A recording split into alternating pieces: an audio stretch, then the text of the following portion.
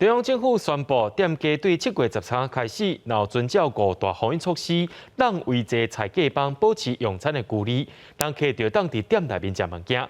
真侪业者拢真期待会当开店做生意。英过人山人海，新北市深坑老街，即马乌多摆拢通直接软入去。透中昼来遮包物件的人也无多。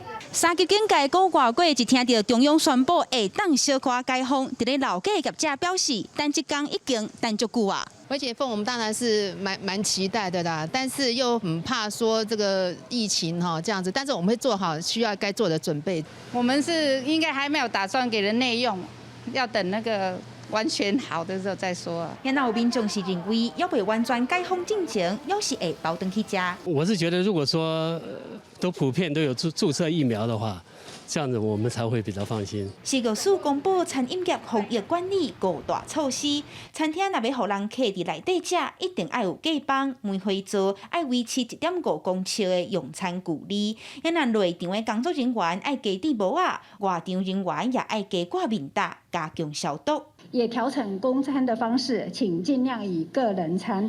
如果是要有一些合菜的话，那希望有专人可以服务做分菜。市药署强调，准若有人客或者是店员确诊，店就要休至少3天，但日就要消毒至少2摆。恢复营业的11天内，也简单让人客包顿去食。记者闵静丽、何凯新北报道。